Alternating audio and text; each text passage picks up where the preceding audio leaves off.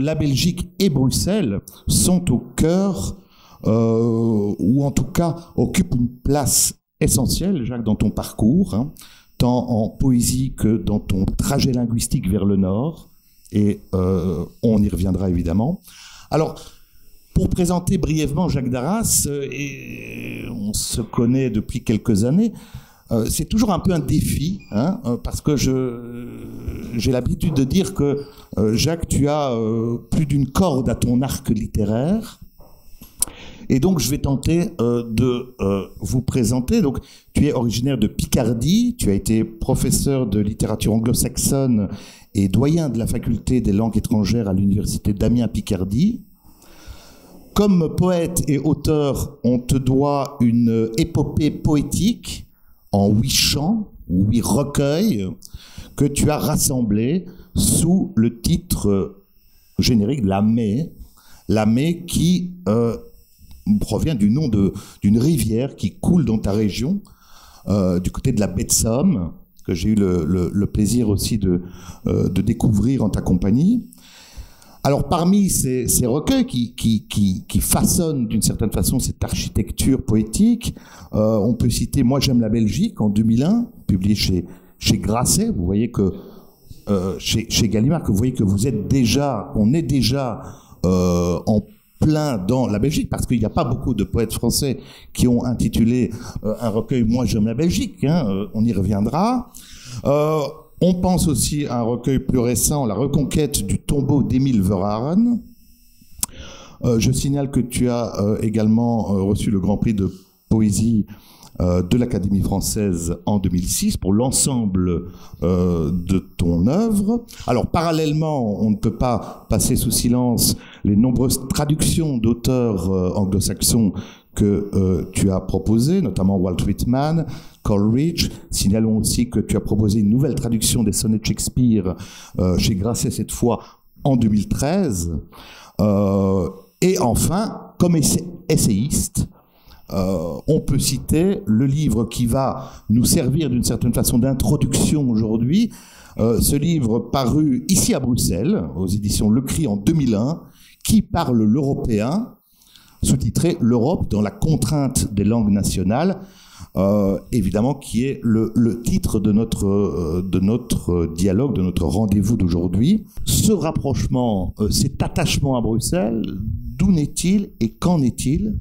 Et alors, c'est une question, je me doute pour toi, assez complexe, puisque finalement, c'est une œuvre-vie qui répond à cette question, mais tu peux peut-être nous éclairer là-dessus. Bonsoir mesdames, bonsoir messieurs, bonsoir Ronnie, merci de ton invitation, merci au directeur de cette magnifique maison de la Francité de nous retrouver ici ce soir. Tu as raison d'insister sur le fait que nous sommes au cœur de l'hiver. Il faisait très froid en venant, enfin, si je puis dire, parce qu'on a eu une arrière-saison extensive très douce. Et là, nous sommes rassurés, nous sommes au cœur de l'hiver. Dans un monde qui vacille et qui bouge, au moins il y a cette certitude, l'hiver est encore là. Et alors, revenir à Bruxelles, après l'horrible mois de novembre et de décembre que nous avons connu depuis la France, ça n'est pas simple, ça n'a pas été simple, parce que de la même façon que vous avez vécu, vous, ici, un traumatisme, nous avons, nous également, dans le rapport à la Belgique et plus particulièrement à Bruxelles, subi un véritable traumatisme. De telle sorte que moi qui suis habitué à venir à Bruxelles mensuellement, tous les mois, au moins, sinon plus, une fois par mois, j'ai hésité et j'ai eu le sentiment que le lien était, sinon rompu, du moins distendu. À la limite, comment dire, je ne vais pas m'attarder beaucoup sur ce sujet, mais d'une certaine façon, c'était comme si ce lien tout à fait privilégié que j'ai en réalité, mais aussi dans mon imagination avec Bruxelles, avec la Belgique, avait été emprunté par des terroristes, des gens qui, d'une certaine façon, détruisaient, niaient absolument ce lien vital, ce lien ombilical entre la France et la Belgique. Et donc, c'est quelque chose qui n'a l'air de rien, mais revenir doucement en voiture depuis Paris, il y a quelques heures à peine, en s'arrêtant à la frontière dans un poste d'essence et restaurant pour ne pas précipiter, pour ne pas hâter en quelque sorte ce retour. C'est une sorte de réhabilitation, c'est une guérison, comme une guérison lente. Prions pour que, ou souhaitons que ce qui s'est passé ne se reproduise plus, ne réactive plus ce lien vital entre Paris et Bruxelles. Bruxelles, pour moi, est vraiment, bien sûr, la capitale de l'Europe. C'était une chose qu'il faudrait quand même pas oublier. Je suis un Européen fondamental, foncier, hein, et donc Bruxelles est pour moi le symbole, pas simplement le lieu géographique, mais c'est la capitale de l'Europe. Et ça ne va pas de soi pour un Français. Ça ne va pas de soi pour un Français, parce que d'une part, il y a une partie des Français qui disent « Ah oui, mais la capitale symbolique, c'est Strasbourg ». J'aime beaucoup Strasbourg. J'aime beaucoup Strasbourg, c'est évident. Mais pour moi, c'est pas la ville, c'est la ville de la réconciliation entre les Français et les Allemands. Attention, ça n'est pas rien, Strasbourg. Mais la vraie capitale de l'Europe, c'est vraiment Bruxelles. C'est là que les gens, que les pays européens se frottent, se rencontrent, se croisent. Et voilà. Alors, mon parcours vis-à-vis de la Belgique, il est ancien, très très ancien. Et j'ai en moi, depuis toujours, un tropisme, mais un tropisme, j'ai envie de dire biologique, je n'ose pas dire génétique, vers le nord. Et les tropismes vers le nord, c'est pas fréquent. Surtout quand on est français. Et surtout quand on est belge, parce que lorsqu'on est belge, qu'est-ce qu'on essaie de faire? C'est d'aller se faire reconnaître à Paris. C'est de se faire couronner. Lorsqu'on est un écrivain belge, on ne rêve que d'une chose, c'est d'avoir un prix Goncourt. Bien sûr, il y a le prix Rossel, c'est évident, mais si on a le prix Goncourt, c'est encore mieux. Si on est éditeur comme Hubert Nissen, on s'en va vers le sud, vers Arles, et là, on est heureux, quoi. On peut enfin s'exprimer. Donc, il y a beaucoup plus d'exemples de Belges qui sont installés en France que de Français qui s'installent en Belgique. On sait très bien que depuis quelques années, certains Français s'installent en Belgique pour des raisons fiscales, mais ce n'est pas véritablement de l'amour profond. Enfin, du moins, je ne le sache pas, je ne le crois pas, vraiment. Or, moi, depuis toujours, depuis petit, dirais-je, depuis l'âge de 11 ans, 15 ans, quasiment, j'ai ce tropisme vers le nord, ce tropisme vers la Belgique même. Et donc, je pourrais l'expliquer, je l'écris dans pas mal de livres, et au risque de vous déplaire, mais je ne suis pas là uniquement pour vous plaire, au risque de vous déplaire, j'ai cet aspect, comment dire, qui m'a attiré très vite vers la Flandre. D'ailleurs, disant cela, il faut bien savoir que lorsqu'on est français, du moins les Français de ma génération, lorsqu'on parlait de Belgique, lorsqu'on pensait Belgique, on pensait la Flandre. On pensait nécessairement, vitalement, Bruges, Gand, dans cet ordre, et Anvers.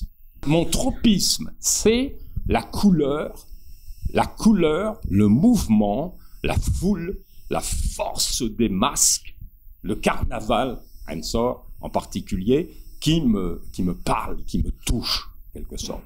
Donc, en ce sens-là, je suis pas français.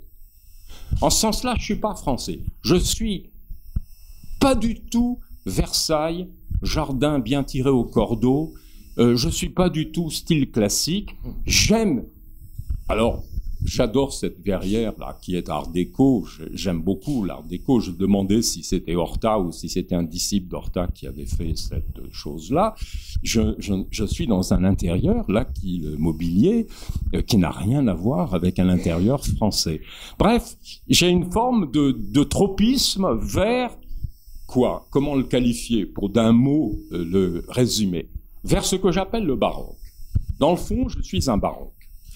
Je suis un baroque, et pour moi, Bruxelles est une ville qui, d'une certaine façon, résume tout ce qu'il y a de baroque dans la Belgique. La Belgique est un pays, c'est la version baroque de la France, d'une certaine façon.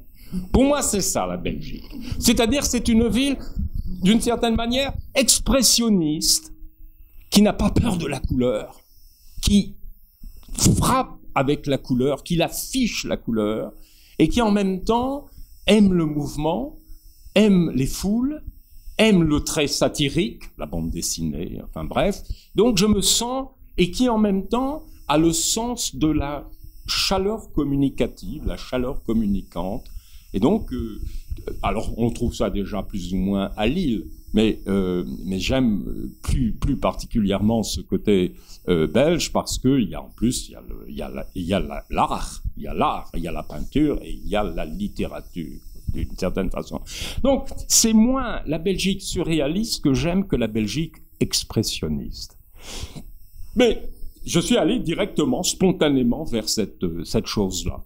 Et donc, j'exprime ça en français. J'exprime ça en français quand je dis moi j'aime la Belgique. Alors, quand j'ai publié ce livre, les gens ont dit oh là là là là, c'est pas sérieux quoi, c'est pas sérieux. Et même les Belges ont dit oh là, ce Français-là, il est en train de se fiche de nous.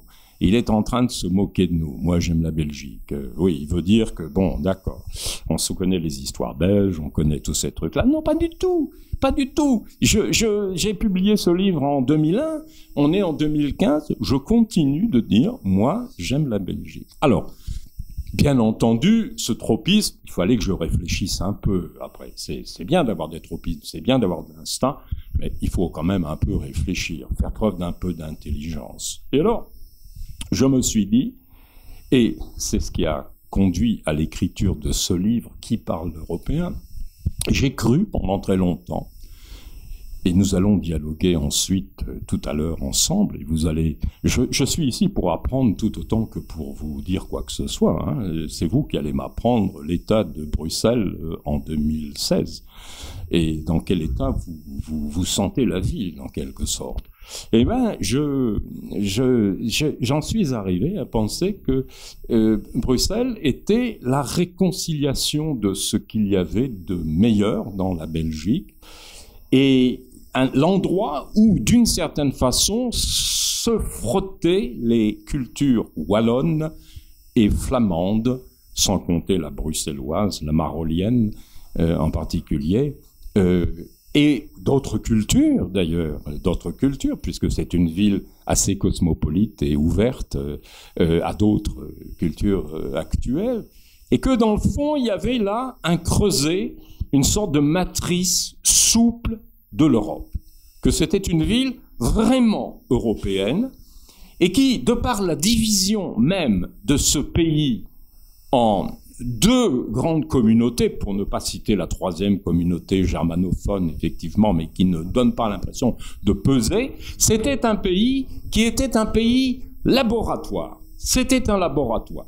C'était le laboratoire de l'Europe, d'une certaine façon, à venir. Alors, j'avais ce sentiment-là en 2000.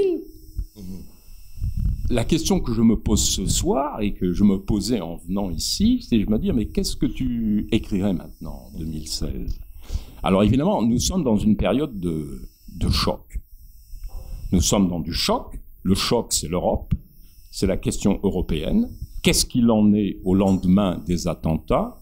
Qu'est-ce qu'il en est au lendemain de Cologne ? Qu'est-ce qu'il en est au lendemain des mouvements migratoires ? Bien clair, qui pourrait le dire. Je ne suis pas là venu faire de la prophétie, ni faire en quelque sorte de... Je reste convaincu, je peux dire cette chose, qui serait une conclusion, et je la donne avant même d'arriver à la conclusion. Je suis convaincu que l'Europe existe, non seulement qu'elle existe, mais qu'elle surmontera. Qu'elle surmontera les difficultés actuelles, qu'elle a en elle suffisamment de force, suffisamment de diversité, suffisamment d'intelligence pour pouvoir surmonter les difficultés actuelles qui nous paraissent, à nous, insurmontables, dans l'immédiat, difficile dans l'immédiat. Il y a un problème flamand. C'est évident. Les Flamands sont dans une position agressive, hostile, en quelque sorte de refus de la Belgique actuelle. Et je leur disais, plutôt que de vous crisper à votre tour, plutôt que de vous cabrer vous-même à votre tour, et de devenir aussi nationaliste francophone que les Flamands sont nationalistes flamingophones, faites preuve. Alors là, je dois dire que les gens m'écoutaient, mais parfois d'une oreille distraite ou de façon ironique. Faites preuve d'esprit de conquête. Apprenez le flamand et parlez-le, effectivement, le néerlandais, et devenez vous-même, à votre tour, de vrais bilingues, parce que regardez, et j'espère que je ne me trompe pas en disant cela, vous allez peut-être me donner des contre-exemples, et je suis prêt à vous écouter, bien entendu, et à dire, vous avez raison. Car voyez, les hommes politiques néerlandais, flamands, maîtrisent le français à l'heure actuelle mieux que vous ne maîtrisez le flamand. Bon, vous pouvez ne pas être d'accord avec cela, hein, effectivement. Mais d'une certaine manière, je me demande dans quelle mesure, si vous voulez, l'avantage pris par les hommes politiques flamands dans les 20-30 dernières années, qui fait qu'ils ont défrayé la chronique d'une certaine façon, ne vient pas de ce que finalement ils ont eu, eux, les deux cultures, ils ont maîtrisé les deux cultures mieux que les francophones qui pendant très longtemps se sont dit ah bah le français ça voilà c'est la langue royale, c'est la langue qui ne maîtrisaient pas le flamand. Donc je crois toujours à la possibilité d'un pays bilingue, de fait, pas idéal, pas parfait, mais de fait. Une sorte de consensus quotidien, plus ou moins bien réussi, de fait, entre deux langues, deux cultures, deux visions des choses, mais dans un même pays, deux voisins qui finalement s'entendent tant bien que mal, parfois plus mal que bien, mais à la longue, et quand vous voyez dans le temps, quand vous voyez sur la durée, finalement...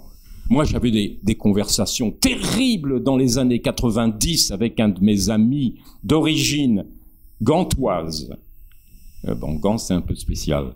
D'origine gantoise et qui était journaliste français à la RTB, à la RTBF, en quelque sorte, et qui souvent m'interviewait, souvent me faisait venir. Et qui me disait, mais tu comprends pas, Jacques, toi t'es français, la Belgique, tu comprends pas, les Flamands, c'est terrible, c'est abominable, je suis flamand, donc je sais de quoi je parle, j'ai quitté mon pays, j'ai été élevé à Bordeaux, et donc, et je disais, Marc, écoute, tu peux essayer de me convaincre, mais tu n'arriveras pas à me convaincre. Ce pays, finalement, tient le coup, arrive à survivre, il arrive à survivre, tant bien que mal, de compromis en compromis, de petits constats, on n'y comprend rien. Je lisais là, je tapais là sur Wikipédia, Barthes de Wever, et je disais, bon, j'essaie de me tenir au courant de ce qui se passe dans la NVA, qui fait un gouvernement avec le PR. Et alors mais pour un Français, c'est incompréhensible, hein. C'est incompréhensible. Alors il semble être débordé sur sa droite par un nouveau président du NVA qui dit oui, mais il faut relancer le confédéralisme, il faut parce que finalement nous sommes en train de nous occuper d'économie simplement, mais nous ne nous occupons plus de culture ni de langue, enfin ainsi de suite. Et donc hop, on essaie un peu de remettre en route. Mais écoutez, on se dit ces choses-là c'est de la politique au ralenti. C'est de la politique au ralenti. C'est de la politique en slow motion, comme on dit en anglais, donc on pourrait imaginer que ça durerait des siècles. Des siècles. Alors vous allez me dire, mais pas du tout, c'est bien plus grave que ça, il y a une fracture profonde. Oui, mais moi je vois ça de la France. Et de la France, on n'a pas l'impression que c'est microscopique, ça bouge de façon microscopique. Mais bon, alors peut-être que vous ne serez pas d'accord, mais ça va bien, parce qu'au moins on aura une discussion, on aura un dialogue tout à l'heure, hein, dans ce domaine-là. Alors, donc, pour moi, la Belgique, d'une certaine façon, je dis c'est un laboratoire de l'Europe. Et bien entendu, je ne suis pas naïf au point de ne pas voir ce qui se passe. C'est que l'Europe, c'est une construction qui manque terriblement d'unité culturelle, qui manque de pouvoir décisionnaire vraiment important, qui manque, c'est encore plus, de pouvoir visionnaire. Qu'est-ce qui va se produire dans les 50 prochaines années, qui manque de projets et qui en même temps est soumis en ce moment, dans les dernières années, dans la dernière décennie, à des forces centrifuges. Des forces centrifuges qui sont, par exemple, la Catalogne, qui sont la Flandre, qui sont l'Écosse, qui sont la Corse. Les dernières élections régionales, vous avez vu comme moi, peut-être, si les images vous en sont arrivées, les nationalistes qui sont arrivés au pouvoir en Corse, et là, le nouveau président, enfin plutôt le directeur du Parti nationaliste, Guy Talamoni, qui a été élu conseiller régional, a commencé la première session parlementaire corse en Corse. Ah, ça a été un choc pour les Français, là, effectivement. Là, ils avaient franchi une étape. Bon, Catalogne, je suis allé en Espagne il y a quelques semaines, c'était au mois d'octobre, juste avant les élections. Le fameux Arturo Mas, qui voulait que la Catalogne se fasse scission, soit indépendante, a été déposé. Il a été remplacé par le maire de Gijón, son nom m'échappe, et donc qui lui aussi remet en question l'histoire de l'indépendance de la Catalogne par rapport à l'Espagne. L'Écosse, où j'ai passé 2 ans de ma vie dans une vie antérieure, et qui a une présidente écossaise très sémillante, très jolie et en même temps très ferme, une sorte de Margaret Thatcher écossaise qui porte le nom de Nicola Sturgeon. Eh bien, cette Nicola Sturgeon, elle est à la tête des nationalistes. Donc, partout en Europe, il y a des mouvements nationalistes. Et puis voir les comportements de la Hongrie avec Orban, la Pologne avec les frères Kaczynski. Donc on se dit partout, ça part de tous les côtés. Hein, ça se déchire en lambeaux. Mais d'abord, premièrement, ça n'est pas fait. D'abord, premièrement, il y a des communautés qui essaient simplement de retrouver une certaine forme de fierté, d'orgueil national, d'identité nationale. Et c'est peut-être, qui sait, c'est peut-être un bienfait à terme. C'est peut-être un bienfait à terme. C'est vrai qu'on ne voit pas le projet, le plan de l'Europe se dessiner. C'est vrai que ça la rend vulnérable, et ça, c'est peut-être plus important que tout le reste. Et puis, je t'interromps. Oui, parce que je m'en mais concrètement, les gens, chacun ne voit plus aucune unité dans cet éclatement-là, et donc, n'ont d'autre choix que de raccrocher un des wagons en train de sauter. Oui, mais bien sûr. Mais je persiste à penser, malgré tout, que de toute façon, cet éclatement vers des nationalités indépendantes qui sont là depuis le début, qui ont été encouragées par l'Europe au départ. On y viendra tout à l'heure, la charte des langues minoritaires en particulier, là, effectivement. Toutes ces féodalités de l'histoire, historique en quelque sorte, sont là pour le meilleur et pour le pire. Le pire, c'est-à-dire, on se dit, éclatement général de l'Europe. Et puis, le meilleur, non, une sorte de respiration historique importante de peuples qui, d'une certaine façon, ont besoin de se retrouver, ont besoin de faire cause commune, pas nécessairement contre les autres, mais dans une sorte de rapport très profond, essentiel à leurs origines, à leur identité. Donc, l'Europe, elle est toujours en marche. Elle est toujours en voyage. Elle voyage. Et alors, il n'y a pas beaucoup d'autres pays sur Terre qui sont constamment en train de s'inventer. L'Europe, elle s'invente. Alors, c'est à la fois le maximum de la fragilité, le maximum de la vulnérabilité, parce que c'est vrai qu'en face, il y a des blocs qui sont, alors là, vraiment monolithiques, et qui sont prêts à la fracasser. oui, c'est vrai, voir la restauration du bloc russe dans les dernières années, Poutine, l'Ukraine, enfin ainsi de suite. Mais, d'une certaine manière, il n'y a pas d'autres pays qui s'inventent. L'Europe s'invente. L'Europe, d'une certaine façon, elle est devant elle. Elle est devant elle, elle essaie de trouver un équilibre devant elle. Et c'est pas évident de rassembler toutes ces histoires nationales. Et c'est pas évident de surmonter, 80 ans après la Seconde Guerre mondiale, cette fracture. C'est important, cette entente franco-allemande. Moi, je suis un enfant de la guerre. Je suis né en décembre 1939. Ma mère était institutrice dans un petit village du nord de la France. Elle n'a pas quitté son poste. Elle n'a pas évacué avec beaucoup de Belges et beaucoup de Français du Nord. Elle est restée sur place, dans un petit village. Nous étions entourés par les armées allemandes. Les armées allemandes étaient... Moi, les premiers hommes que j'ai vus, mon père n'était pas là, mon père était en Silésie, il était prisonnier, au fond de la Silésie, du côté de la Pologne. Je ne l'ai pas vu pendant 6 ans. 5 ans et demi, 6 ans. Et je n'ai vu que... Les premiers hommes que j'ai vus, c'est des soldats allemands, la Wehrmacht. Et c'était sérieux.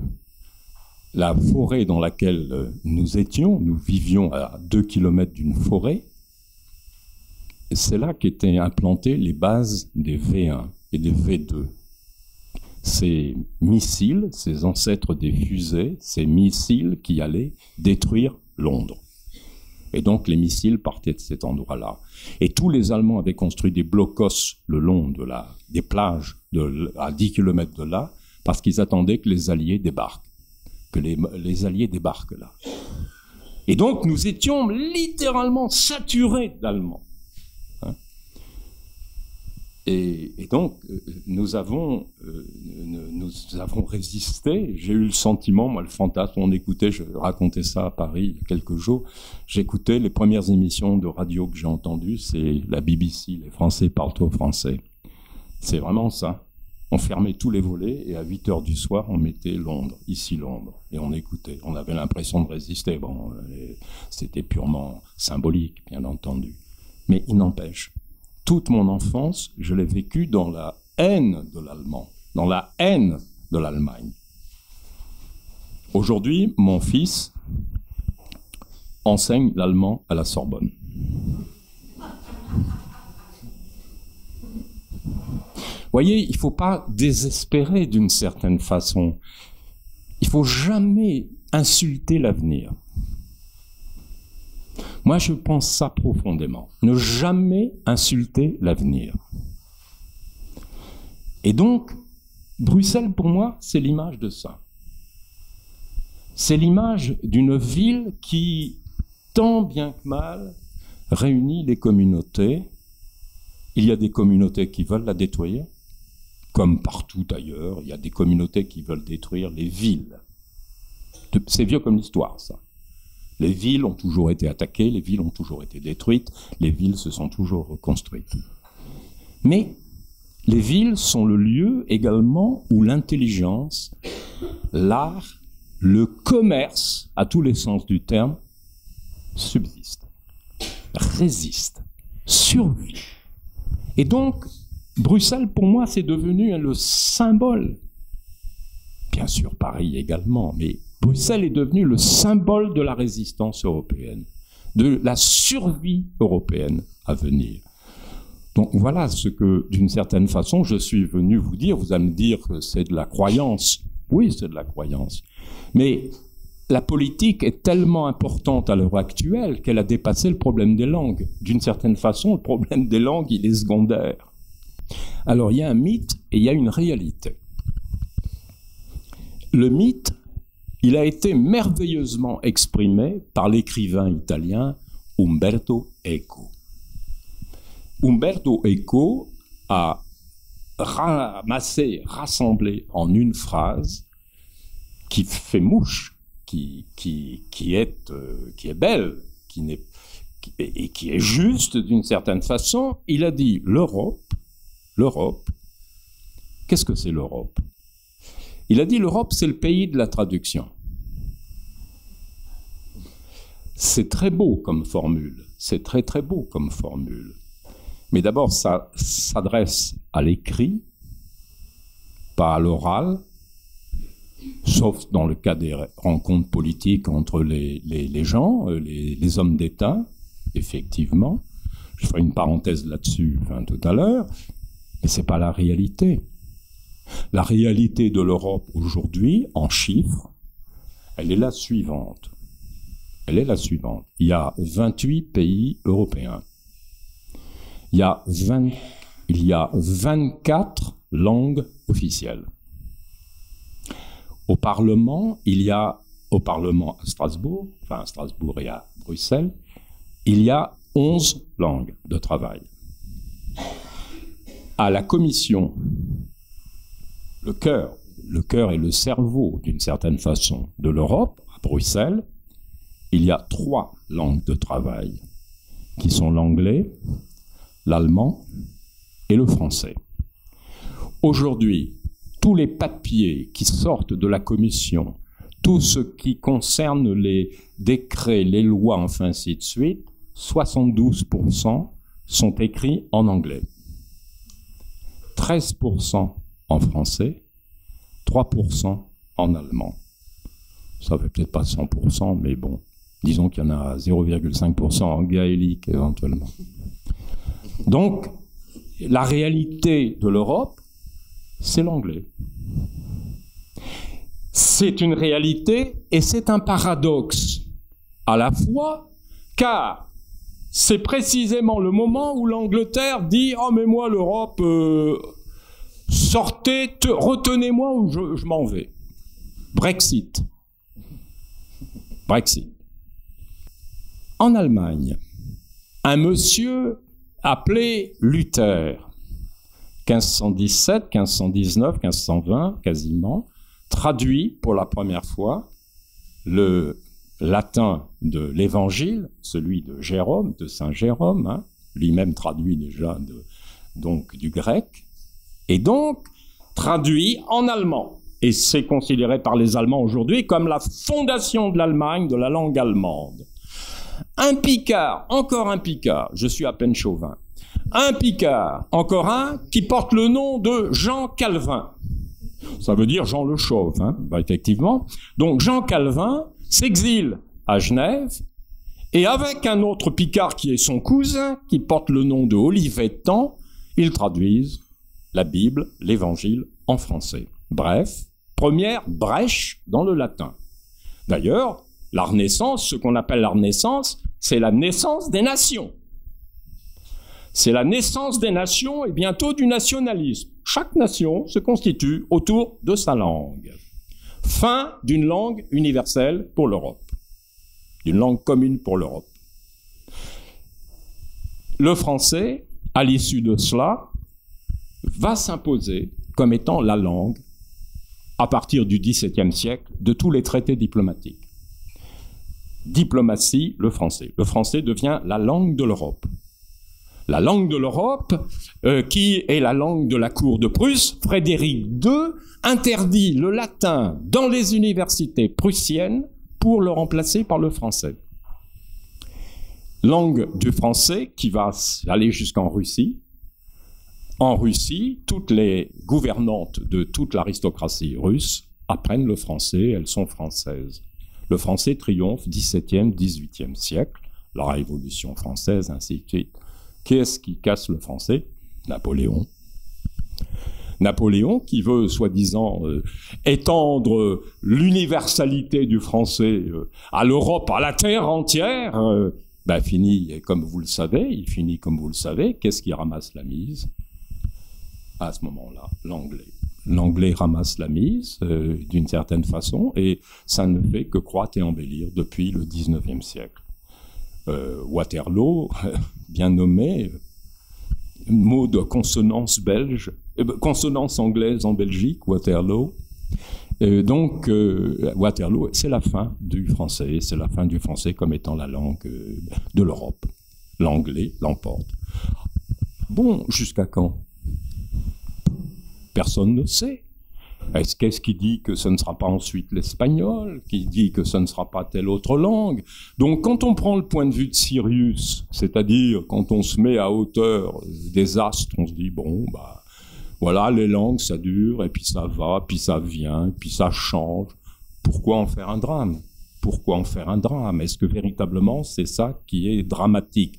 Tant que les langues subsistent, regardez le comportement, discutable d'ailleurs, je suis bien d'accord avec vous, tout à fait discutable, des Hollandais, des Néerlandais. Ils ont dans leurs universités leur enseignement qui est fait en anglais. Quand j'ai débarqué, moi, là, effectivement, en Pays-Bas, à Amsterdam, je me suis dit, c'est gonflé quand même.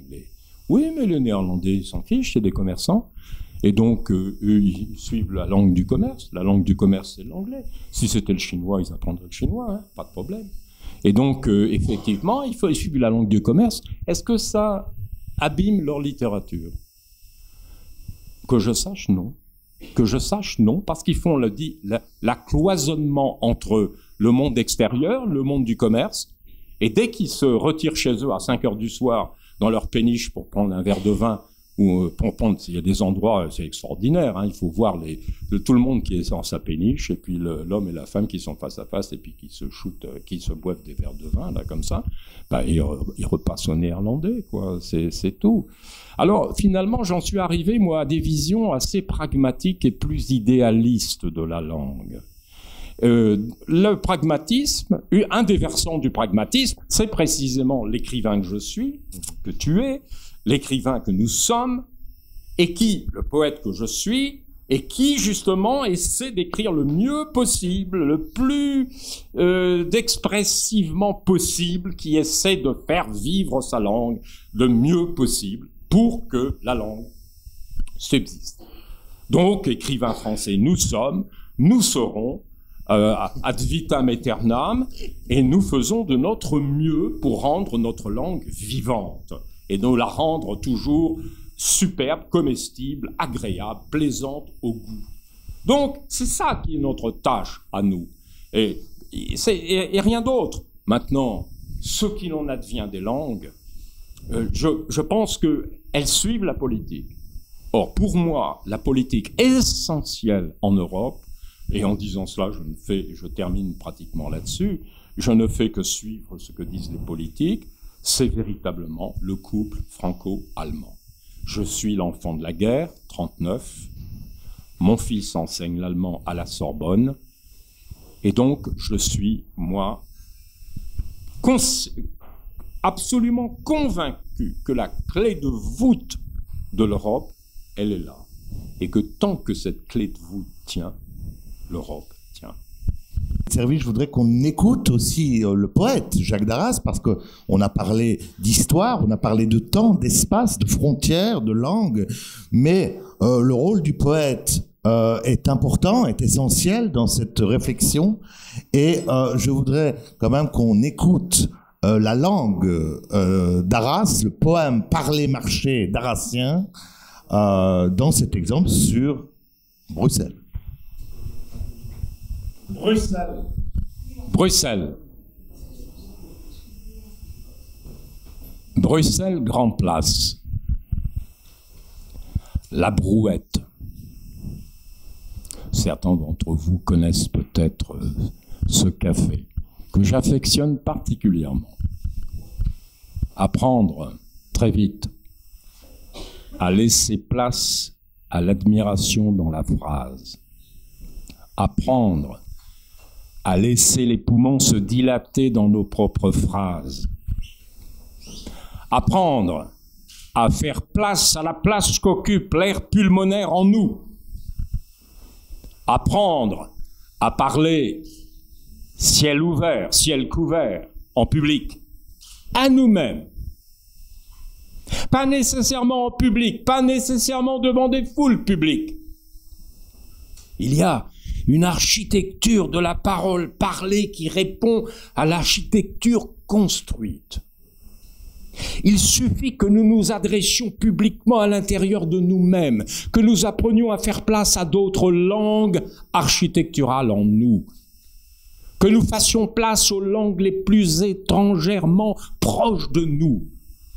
Entendez-vous wallon? Entendez-vous flamand? Entendez-vous français? Il y a une architecture qui ne peut se construire qu'avec l'aide des poumons. Aérez-la, faites-la courir, qu'elle se dilate dans les prairies d'herbes étrangères. Aérez les places publiques de vos intimités, dédramatisez vos langues moisies. Circulez dans l'architecture de toutes les tuberculoses que vous aurez évitées. Admirez la grande place de Bruxelles, qu'en flamand on nomme Rotemart. Admirez la grande place pulmonaire dans toutes ses langues architecturales. Admirez la grande cathédrale qui n'a d'autre plafond que nos exclamations. Admirez la place, quelle place ménage chaque fois en moi à mon admiration. Admirez sa capacité de cri librement acquise sur d'anciennes peurs exorcisées. Commune, comme un tocsin d'incendie joyeux résonnant en moi, je t'admire, vieux Nedermecht. Vieille place aux 7 lignées, aux 9 nations, le soulèvement du vent des Flandres côtières dans tes cordes, dans tes voiles, le soulèvement du vent venu d'Ostende dans la toile de ton marché éphémère. Je le sens qui me gonfle admirativement les poumons, au singulier comme au pluriel, je le sens qui m'emporte comme une barcasse brugeoise embarquant au Swin. Rotemart, grand place, tu cries en traduction simultanée que nous sommes air, que nous sommes ciel, que nos prières à Dieu prendront la route des mouettes, que les corbeaux cocagnent, que les pies gibets qui lochent aux fourches de l'œil, nos voix les dénicheront le jour où se décoifferont ensemble les toits d'église, et que parlant sans contrainte à tu et à toi, avec le grand architecte supérieur, nous glisserons, nous naviguerons de conserve dans sa nef de voilure palatale.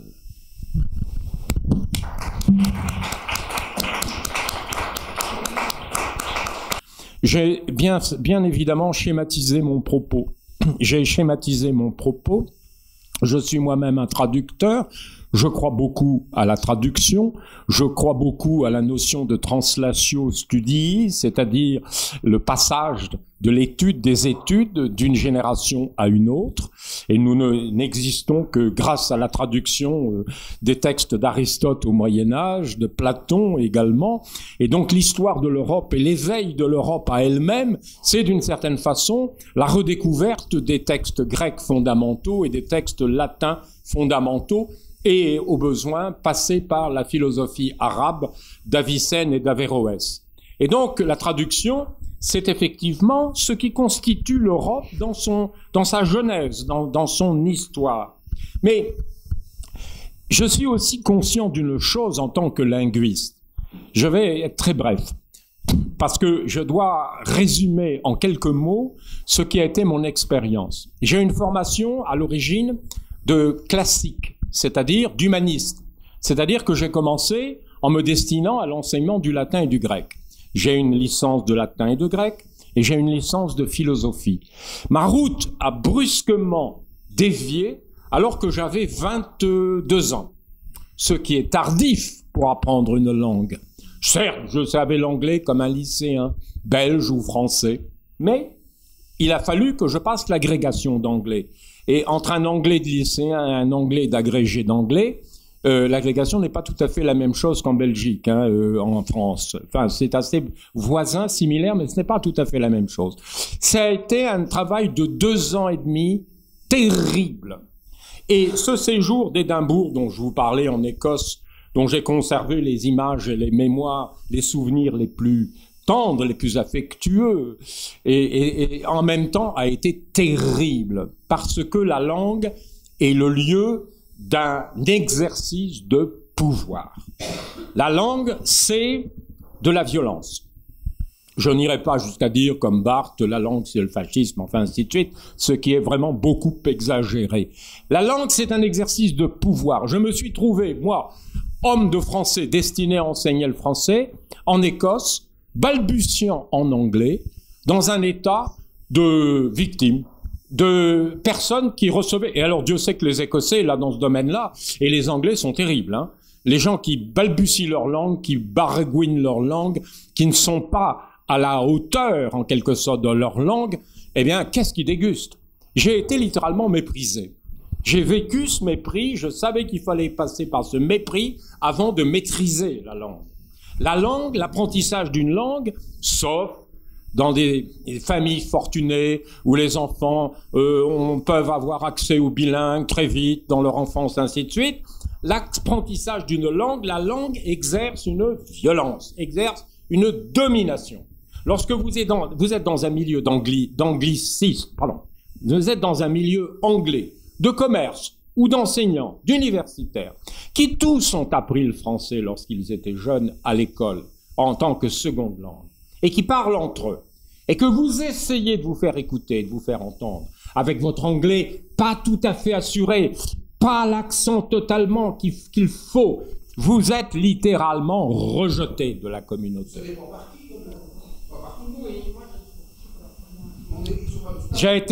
Ils sont pas tous pareils. Il y a dans la langue la notion de maîtrise. Il y a dans la langue la notion de maîtrise et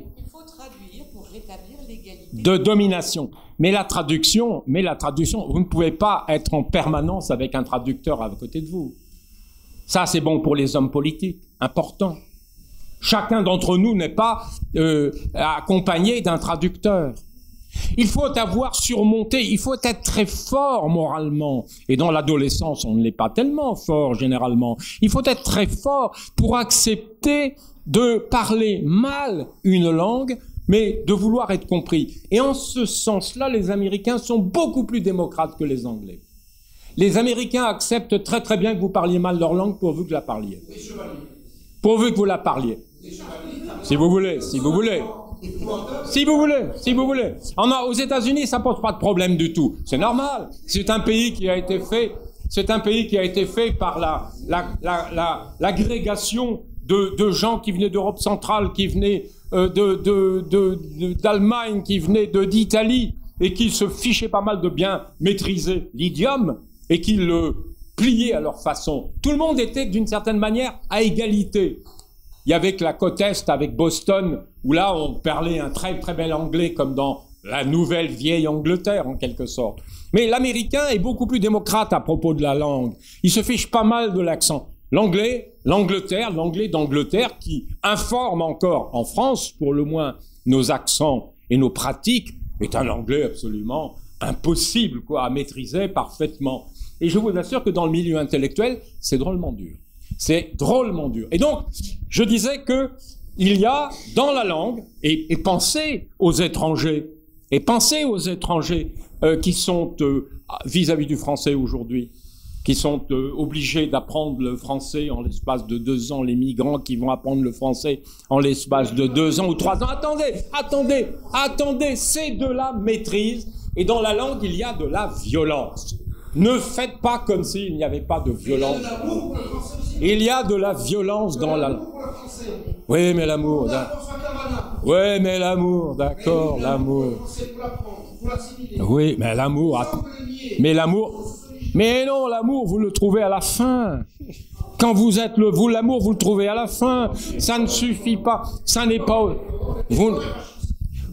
Ça n'est pas au premier, ça n'est pas d'abord l'amour. Ça vient à la longue. Ça se travaille.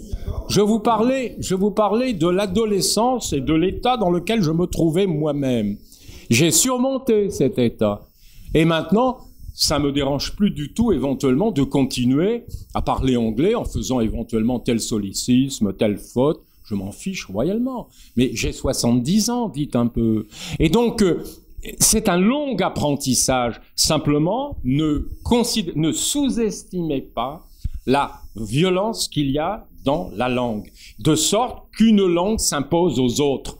Et c'est un combat, les langues. C'est une guerre, les langues. Il y a une guerre des langues.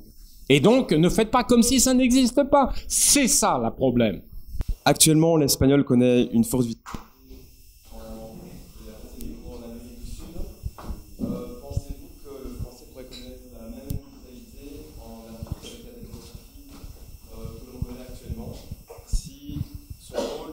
pourrais...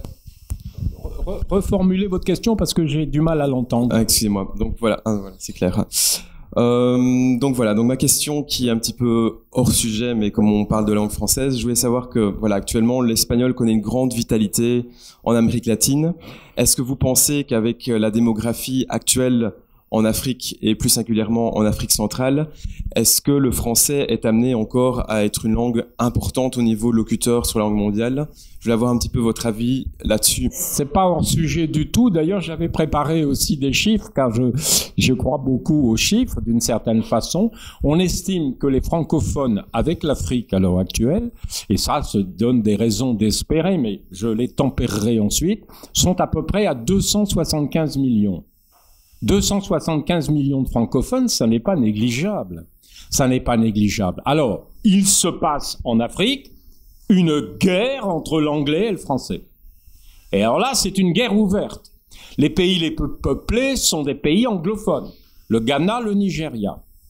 Mais la croissance exponentielle de l'Afrique, avec la croissance démographique absolument extraordinaire de l'Afrique, fait que le français a une...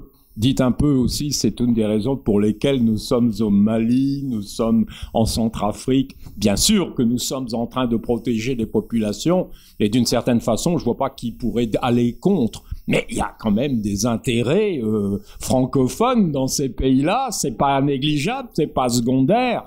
Et donc, c'est vrai que le français est une langue extrêmement vivante en Afrique. D'ailleurs, moi, je m'intéresse beaucoup aux écrivains africains et francophones, et chaque fois que je peux écrire sur eux, je le fais. Et donc, j'ai des amis, beaucoup d'amis francophones, et donc en Afrique, et là, il se joue une partie très, très, très importante, et qui fait qu'il n'y a pas du tout à désespérer, si je puis dire. Si on désespère sur l'avenir du français, eh bien, il faut aller se tourner vers l'Afrique et puis voir exactement ce qui est en train de se passer. Mais il y a une concurrence, l'Afrique du Sud jouant un rôle non négligeable, en l'occurrence, entre l'anglais et le français. C'est une bataille, c'est un champ de bataille en quelque sorte. C'est pas simple, hein. C'est pas simple du tout. Parmi les chiffres que j'avais pour nous regonfler le moral, quand même, l'Europe, quoi, quand on met toutes les populations les 28 pays à l'heure actuelle, c'est 500 millions d'habitants. C'est la 3e puissance mondiale, après l'Inde et après la Chine. Il faudrait peut-être pas l'oublier, ça, quand même. Il faudrait pas l'oublier, ça, quand même, hein? Voilà. Maison de la Francité.